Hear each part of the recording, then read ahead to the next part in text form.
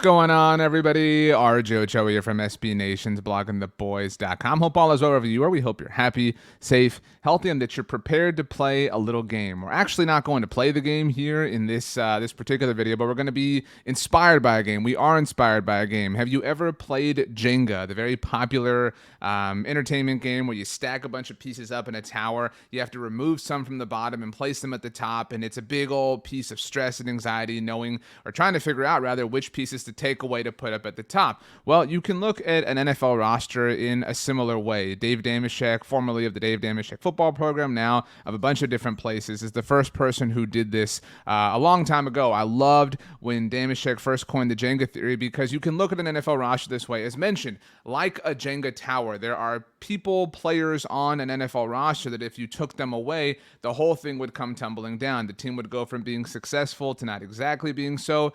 And something that is important, one of the stipulations here for this conversation, is that we're not going to include quarterbacks. We're not going to include Dak Prescott because his value, his importance is obvious. It's inherent. This is professional football. The quarterback is the most important player in the game on the field. So we're looking at non-quarterbacks. We have 4 in store for you today. So without further ado, let's go ahead and get started. The first player that we're taking a look at is, in fact, the linebacker, Micah Parsons. And I think it's obvious why Micah is a candidate to be the biggest Jenga piece on the Dallas Cowboys roster, because unlike anybody else we're going to talk about, Micah is elite at 2 positions. He's elite at multiple things. He's the best linebacker and the best pass rusher on the team. It's amazing that we're talking about somebody who a year ago had never even played an NFL down, but Micah has made an impact and has done so very quickly to the point that if you took him away, this defense would lose a significant amount of juice. If you took Micah Parsons away, now he's only missed 1 regular season game in his Cowboys career. It was week 18 last year, Dallas at Philly. Didn't really count for a lot of different reasons. No team was taking it seriously.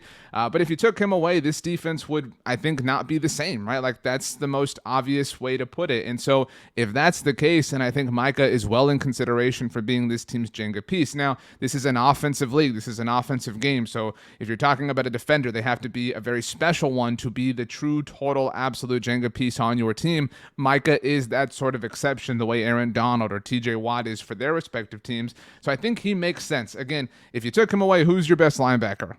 Leighton Vander Esch, right? If you took him away, who's your best pass rusher? It's still DeMarcus Lawrence, and that's not, the worst thing in the world, but Micah is so valuable. So factoring all of these things into consideration, I think he's very much in contention to be this team's top Jenga piece, but we have 3 other players to discuss, as mentioned. Now, the next one involves a little bit of forecasting, I think, involves a little bit of looking ahead, and involves a little bit of an assumption, but it's our game, so we're going to play it the way we want to. CeeDee Lamb, Dallas Cowboys wide receiver number 1. I know he's not there yet, right? I know we haven't seen it totally happen, so it's hard to say if you took CeeDee Lamb away, would the Dallas Cowboys be the same? But the perspective I'm looking at this from is, if you took CeeDee Lamb away, who are the wide receivers on the Dallas Cowboys, right? I know we've got Michael Gallup. Obviously, he's come back from the injury. But if you took CeeDee Lamb away at the beginning of the season, Michael Gallup would not be there. And if you were in a world void of CeeDee Lamb and Michael Gallup, and I know this is cheating a little bit. Like I said, this was a unique player to talk about. You're talking about a wide receiver group that consists of Jalen Tolbert, who we believe in, James Washington, Noah Brown, TJ Vasher, Simi Fehoko. I mean, it would dry up very quickly. CeeDee Lamb's departure would, a lot of people have said over the last few weeks, last few months, that this offseason, from a wide receiver perspective, has felt like 2018 when the Cowboys released Des Bryant and went at things with a wide receiver by committee that obviously blew up in their faces to where they had to trade for Amari Cooper. If you take CeeDee Lamb away, I think it really, really, really would kind of send you back into those days, and nobody wants to see that. And so, again, there's a little bit of kind of pretending he's a little bit better than he actually is right now, but his importance is so vast. And I think that's also why he's eligible for this discussion, is because his importance is so high and he still hasn't even become the player that we want and expect him to be, which again screams why he is the potential Jenga piece. He, unlike Micah Parsons, is an offensive weapon, is a part of the offensive game plan, is a part of all the scoring that you do in the game of football. And so as an extension of Dak Prescott, he is a highly important player on the Dallas Cowboys roster. But let's move on to number 3 on our list. Back to the defensive side of the ball, now talking about somebody else who definitely has caught a lot of passes in the NFL, and that is Trevon Diggs. I wrote about this subject as well at bloggingtheboys.com, and the question I posed to our readers, and I'll pose it to you here, I'd love to hear your answers in the comments down below, is when was the last time you felt this good, the way you feel about Trevon? And I'm assuming you feel as good as I do. And that's, we all understand he's not going to have 1 billion interceptions, but we feel pretty good about him, right?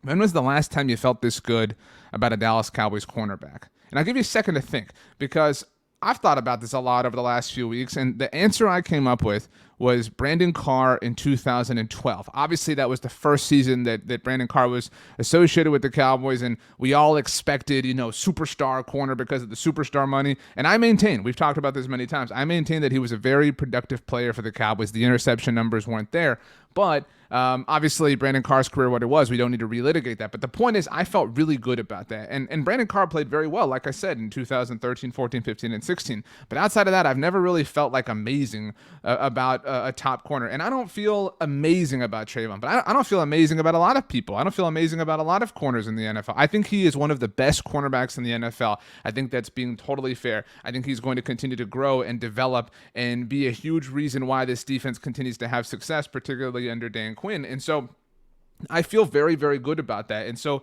if you took him away, we've talked already, the reason that CeeDee Lamb was kind of a part of this conversation, right, was because of how potent the passing game is in the NFL. Trevon Diggs is your best weapon against that. He's your best weapon to guard against the pass. Obviously, Micah Parsons is your best defender and can impact the pass in his own special way. But as far as when the ball is in the air, to be literal here, Trevon is your best weapon to guard against that. And if you take him away, I do think that the Cowboys have a sneaky amount of cornerback depth, but you're talking about a group that now is just Anthony Brown, Kelvin Joseph, Jordan Lewis, Nashawn Wright. I mean, it's not something that we feel particularly great about. And so I think the drop-off without Trevon is important. And that's why I think he's also, part of the consideration for who the biggest Jenga piece that isn't a quarterback is on the Dallas Cowboys roster. So that's 3 of the 4 players that we were going to discuss. And like I said, Dave Dameshek has talked about the Jenga theory for many years, and this is something that we've talked about at Blogging the Boys. But every year the roster changes, so it's always a fun conversation to have. But ultimately, in the years that we've had this conversation, in the years that we've assessed things in this way, in the years that we have posed the question, who is the biggest non-quarterback Jenga piece on the Dallas Cowboys, we always come back to the same player. And you're likely thinking, how have you gotten this far, RJ, without naming him? And that is Tyron Smith. Jenga is a game where if you take the wrong piece out, the whole thing comes tumbling down. Like we said, we have literally seen the Dallas Cowboys team come tumbling down without Tyron Smith on multiple occasions. And I would say that the reason that he doesn't maybe come to mind, because when I asked you the question, you may not have thought of Tyron Smith right away. You may have thought of Micah or CeeDee or Trevon or somebody else. But I think the reason that we're not totally feeling that way is because we've sort of accepted it, right? We've accepted this inevitability that Tyron is at some point going to miss time in 2022. He has not played a full season since 2015. To put that a different way, consider that Tyron Smith, and I love Tyron Smith, I don't mean to bag on him, but Tyron Smith has not played a full season in the Dak Prescott and Zeke Elliott era. Tyron Smith has not played a full season since the Dallas Cowboys called Valley Ranch home. Think about it that way. It sounds crazy when you put it like that, but it's the truth. And he's amazing, so he's worth having however many games he can ultimately play for you. But without him, this team, this offense, this quarterback, we've seen it all come tumbling down, as mentioned. And while I think that we've accepted it as an inevitability, I think that it is maybe a little bit scarier in 2022 than it's been in seasons past. And the reason for that is particularly over the last 2 years, right? The Cowboys had Terrence Steele to lean on. Now, 2020 was very unique because Lyle Collins missed the whole year and Tyron Smith effectively missed the whole year. But last year, at least, we trusted that Terrence Steele was a viable swing tackle option, right? When we were having these conversations, we weren't as worried about the swing tackle position, the swing tackle depth for the Cowboys because they had Terrence Steele. But because the Cowboys chose to move on from Lyle Collins in the offseason, Terrence Steele is now this team's starting right tackle. If and when Tyron Smith has to miss time in 2022, who is playing left tackle? That's the question. And I still don't know the answer. We talk about this every day, and I don't know who the answer is. Is it Tyler Smith? Does he float out? Obviously, he's this team's left tackle of the future. Does that happen if it's week 4? Does that happen if it's week 10? Does that happen if it's, the wild card round? Is Tyler Smith ready for that right away? Will he be? Obviously, there's a lot of questions to answer. If it's not Tyler Smith, if the Cowboys want to leave him at left guard, is it Josh Ball? Is it Matt Waletzko?